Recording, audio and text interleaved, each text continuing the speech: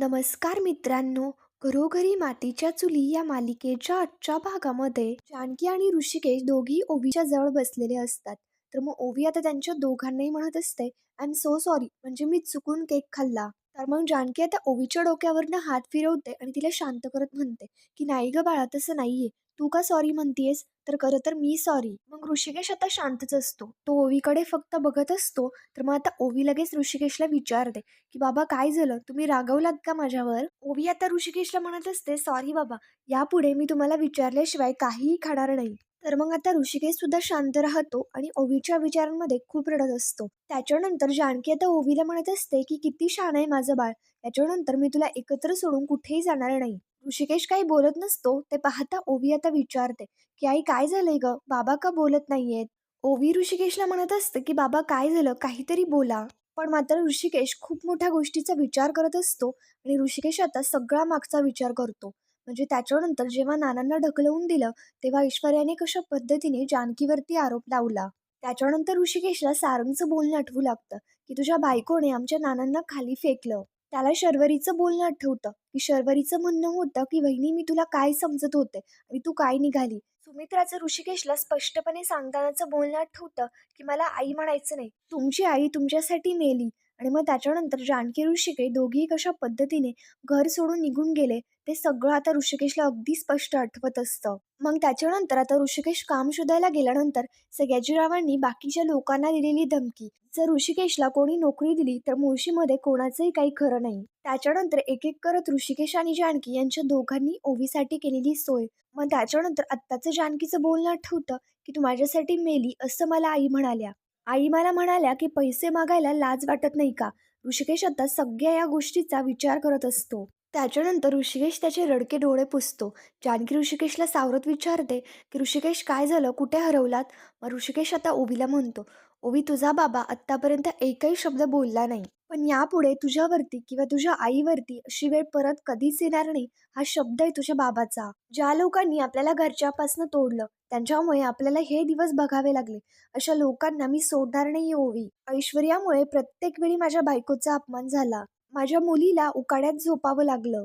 त्या सयाजीरावामुळे मी कुस्तीत हरता हरता वाचलो. पण मात्र आयुष्याच्या कुस्तीमध्ये मी त्यांना जिंकून नाही देणार आहे ओवी. मी त्या सगळ्यांना लोळवेल ज्यांनी मला धुळीत लोळवलं. तर मग ऋषिकेशचं हे सगळं बोलणं पाहता जानकी लगेच आता शांतपणे आणि आश्चर्याने त्याच्याकडे पाहायला लागते. ऋषिकेश आता म्हणू लागतो, मी त्यांच्या सगळ्यांना रस्त्यावरती आणेल ज्यांच्यामुळे माझ्या माथ्यावरचं छप्पर हरवलं. आणि हे सगळं कळताना त्यांना कोणीही आवरलं नाही, म्हणून कळत नकळत ते सुद्धा माझे गुन्हेगार आहेत. मी त्यांना सुद्धा माझ्यासमोर हात पसरवायला लावेल, कारण त्यांनी माझ्या पायाखालची जमीन काढून घेतली. आज माझा त्यांच्याशी रुळलेला शेवटचा धागा सुद्धा तुटला. ऋषिकेश आता म्हणतो, मी ऋषिकेश पार्वती रणदिवे शपथ घेतो, की या ऋषिकेश रणदिवेचं आजपासून फक्त तिघांचं कुटुंब असेल. तर मग आता ऋषिकेशच्या बोलण्याने जानकी खूपच आश्चर्यचकित होते आणि ऋषिकेशकडे बघत असते. इकडे ओवी सुद्धा आता आश्चर्याने ऋषिकेश जानकी दोघांकडेही पाहत असते. ऋषिकेश आता म्हणू लागतो, माझी मुलगी आणि माझी बायको, बाकी कोणालाही मी दयामाया दाखवणार नाही. जागेपणी हे वैर आणि झोपेत सुद्धा ही वागणूक ना मी विसरणार नाहीये. आजपासून त्यांना एक नवा ऋषिकेश दिसेल. त्यानंतर दुसऱ्या दिवशी सकाळी सुमित्रा चहा पिण्यासाठी इकडे सोप्यावरती येऊन बसते. तर मग समोर टेबलवरती आता सुमित्राला ओवीचं एक खेळणं दिसतं. सुमित्रा आता खुश होते आणि ते खेळणं आपल्या हातामध्ये घेते. मग सुमित्राला आता लगेच मागे घडलेला प्रकार आठवतो. म्हणजेच की जेव्हा ओवीची तब्येत बरी नव्हती, तेव्हा सुमित्रा कशा पद्धतीने ओवीकडे जाऊन तिला आता सूप भरवलं होतं. त्याच्यानंतर जेव्हा सुमित्रा आता ओवीवरती ओरडत होती, तेव्हा ओवी लगेच नाटकं करत सुमित्राला म्हणते, आजी तू प्रत्येक वेळी मला नुसती ओरडत राहते. बाकीच्यांच्या आज्या बघ, त्यांच्या नातींचे किती कौतुक आणि लाड करतात. तर मग सुमित्राने ओवीसाठी एक खेळणं म्हणजेच की बाहुली आणलेली असते. सुमित्रा आता ती बाहुली ओवीला दाखवत म्हणते, याने बरी होईल का आमची ओवी? तर मग आता ओवी ती बाहुली घेते आणि सुमित्राला म्हणते, किती छान आहे ही बाहुली आणि तू पण छान आहेस. तू माझे किती लाड करतेस. आजी बघ, तू आता माझ्यासाठी बाहुली आणली आहेस ना, तर मी खूप लवकर बरी होईल. मग त्याच्यानंतर कशा पद्धतीने सुमित्राला गोड गोड बोलत ओवीला सूप भरवलं, ते सगळं आता सुमित्राला आठवतं आणि ते आठवता इकडे सुमित्रा आता खूपच इमोशनल होते. इकडे आता तेवढ्यात आजी येते आणि सुमित्राच्या हातातली ती बाहुली हिसकावून घेत तिला म्हणते, ही बाहुली बघून तुझं पोट भरणार आहे का? त्याच्याकरता जेवणाची व्यवस्था लागते. गुलाब कुठे? अजूनपर्यंत त्याचा पत्ता नाहीये. तो येणार कधी, जेवण बनवणार कधी, आपल्याला वाढणार कधी, मग त्याच्यानंतर आपण जेवणार कधी. मग त्याच्यानंतर तेवढ्यात आता तिथे गुलाब येतो. मग त्याच्यानंतर सुमित्रा आता लगेच गुलाबला म्हणते, "अरे गुलाब किती उशीर?" त्याच्यावरती आता गुलाबदादा घाबरत-घाबरत सुमित्राला म्हणतात, की "माफ करा, मी जरा हॉस्पिटलमध्ये गेलो होतो, म्हणून जरा उशीर झाला." तर मग गुलाब हॉस्पिटलमध्ये गेलाय ते पाहता सुमित्रा विचारते, "हॉस्पिटलमध्ये कशाला? आता सगुणा बरी आहे ना?" गुलाबदादा आता म्हणतात, "नाही सगुणा बरी आहे, पण मी हॉस्पिटलमध्ये तिच्यासाठी नव्हतो गेलो." "म्हणजे तुम्हाला काहीही माहिती नाहीये का?" "अहो आपल्या ओविताईला दवाखान्यामध्ये ॲडमिट केलंय." तर मग आता गुलाबचं हे सगळं बोलणं पाहता सुमित्रा आणि आजी दोघे आश्चर्याने आता त्याच्याकडे बघायला लागतात. ओवी हॉस्पिटलमध्ये म्हटल्यानंतर सुमित्रा खूपच पॅनिक होते. त्याच्यानंतर आता इकडे दुसरीकडे जानकी आता ओवीला सूप प्यायला देत असते. पण मात्र ओवी सूपच पीत नसते, कारण की तिचं पोट भरलेलं असतं आणि तिला त्रास देखील होत असतो. पण मात्र जानकी ओवीला म्हणत असते, "ओवी अगं या छोट्याशा पोटामध्ये छोटंसं इन्फेक्शन झालंय ना, त्याच्यामुळे काही दिवस असंच प्यावं लागणार आहे. मग त्याच्यानंतर मी तुला चमचमीतच तर खायला देणार आहे ना." आणि मला माहिती आहे की ओवी आईचं सगळं ऐकते आणि मग ओवी हे सुद्धा ऐकणार. मग त्याच्यानंतर जानकी ओवीला आता सूप पाजते आणि ओवी विचारते, की "आई आपण आता घरी कधी जाणार आहे?" तेवढ्यात लगेच तिथे ऋषिकेश येतो आणि ओवीच्या जवळ बसत तिला म्हणतो, "ओवी आपण आता लवकरच घरी जाणार आहोत आणि तू अजिबात काळजी करू नकोस. आपल्या इथले डॉक्टर काका आहेत ना, त्यांना मी विचारणार आहे, की आपल्या ओवीला जर बरं वाटत असेल तर डिस्चार्ज देऊयात का? चालेल ना?" मग त्याच्यानंतर ओवी आता लगेच शांतपणे म्हणते, "बाबा हे ऐकूनच तर खूप बरं वाटतंय." जानकी आता ओवीला म्हणते, "अरे वा, म्हणजे ओवीला बरं वाटतंय. आता माझ्या ओवीला बरं वाटतंय म्हणजे ती सूप सुद्धा आता पटपट पिणार." जानकी ओवीला सूप भरवू लागते, पण मात्र ओवी आता इकडे ऋषिकेशला म्हणते, "बाबा आईला सांगा ना, मला नकोय सूप." ऋषिकेश आता जानकीवरती लगेच ओरडण्याचं नाटक करत म्हणतो, "काय ग जानकी, काय चाललंय तुझं? ओवी नको म्हणते तर कशाला पाजतीयस तिला सूप? अगं जरा तुझ्या स्टाईलने पाज ना." मग आता ऋषिकेशला नेमकं काय म्हणायचंय हे जानकीला सुद्धा समजतं. तर मग जानकी आता लगेच घास भरवत ओवीला म्हणते, "मला सुद्धा बघायचंय की ओवीचं तिच्या बाबांवरती किती प्रेम आहे. आता हा घास तिच्या बाबांचा." आता घास समोर येताच लगेच ओवी ते सूप पिऊन टाकते. मग त्याच्यानंतर आता जानकी म्हणते, की बघूयात की आईवरती किती प्रेम आहे आणि आता जानकी तिचा सुद्धा घास भरवते.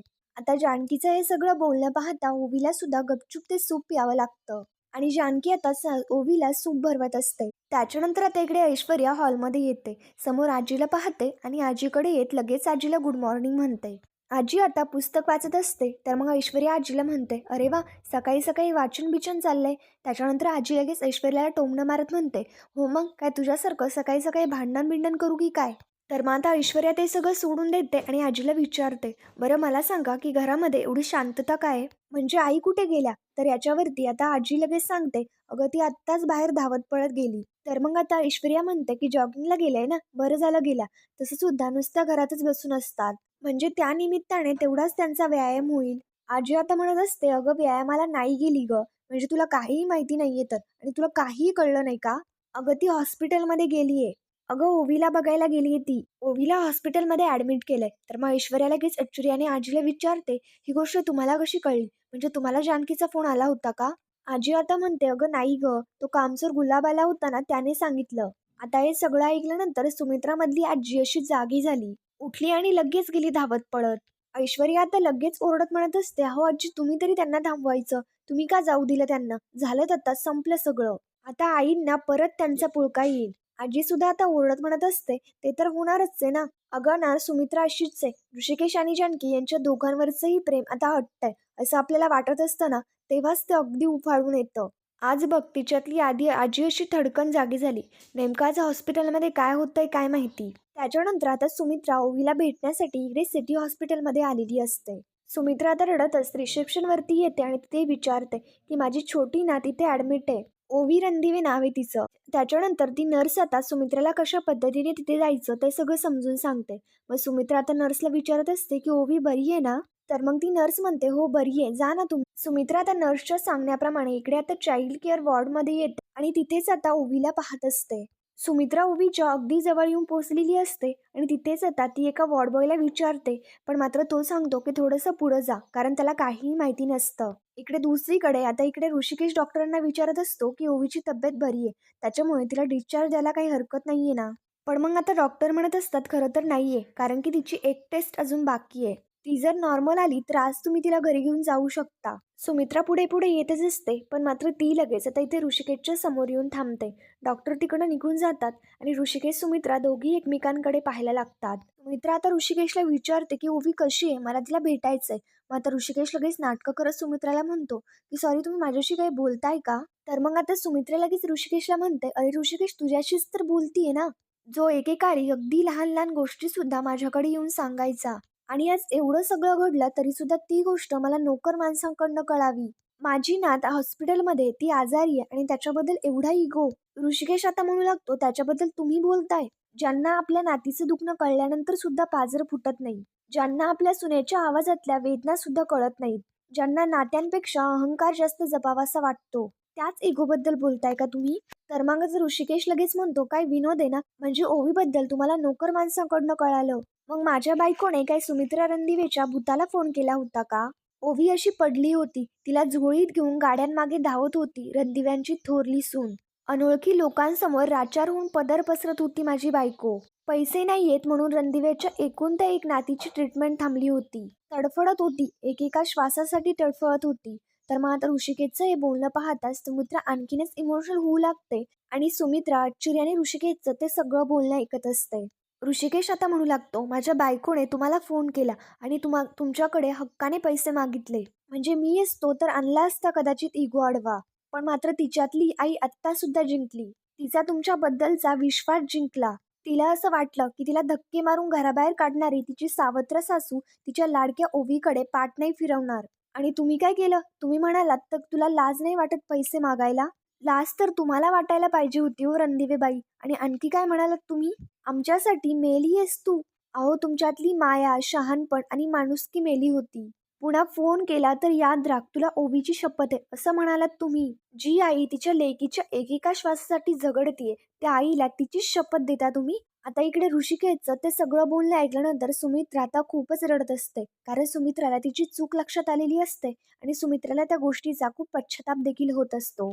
सुमित्रा आता ऋषिकेशला म्हणते, ऋषिकेश, सुटली रे शपथ, मला फक्त माझी ओवी सुखरूप असायला हवी. ऋषिकेश आता म्हणतो, शपथ तुटली की नाही माहिती नाही, पण आज तुटली आणि साथ सुद्धा सुटली. आमच्यातलं कोणी जगलं मेलं तरी सुद्धा तुमच्या घरातल्यांना फरक नाही पडत हो रणदिवेबाई. मग ह्याच्यानंतर ऋषिकेशचं हे बोलणं पाहता सुमित्रा लगेच त्याला म्हणते, अरे ऋषिकेश, काही काय असं अभद्र बोलतोयस?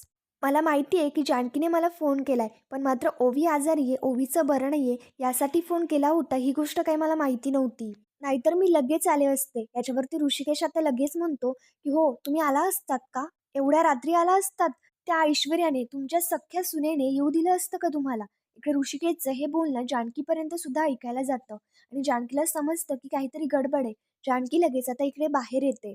ऋषिकेश आता सुमित्राला म्हणतो, कारण तुम्ही काय करायचं, काय बोलायचं हे सगळे निर्णय तर तीच घेते ना. तेवढ्यात लगेच आता जानकी बाहेर येते. जानकी आता लगेच सुमित्राकडे येते आणि सुमित्रा सुद्धा जानकीला म्हणते, जानकी, माझा खूप मोठा गैरसमज झाला ग. मला खरंच माहिती नव्हतं की तू ओवीसाठी पैसे मागतीयस. आणि आता सुमित्रा विचारत असते की ओवी कशी आहे, मला तिला भेटायचंय ग. तर मग जानकी आता लगेच सुमित्राला इकडे ओवीकडे घेऊन जाऊ लागते.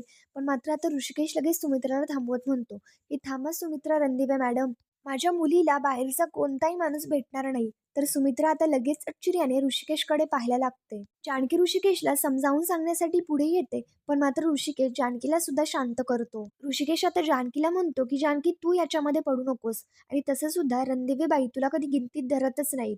मग त्याच्यामुळे मी आज त्यांच्याशी बोलेल. इकडे आता ऋषिकेश लगेच सुमित्राला म्हणतो की मॅडम, तुमची खेप वाया गेलीये. आमच्या ओवीबद्दल तुम्हाला नेमकं काय वाटतं ना, हे मला पक्क कळलंय. त्याच्यामुळे हा काळजीचा दिखावा माझ्यासमोर अजिबात नका करू. माझी ओवी तुमच्या आलिशान बंगल्याबाहेर पडत होती, तेव्हा कुठे गेली होती ही काळजी? शाळेच्या कपड्यामध्ये तिला काही खायला प्यायला न देता तुम्ही तिला जाऊ दिलं, तेव्हा कुठे गेली होती ती काळजी? ओवीची दिवाळी बिना फटाक्याशिवाय, फराळाशिवाय गेली असती.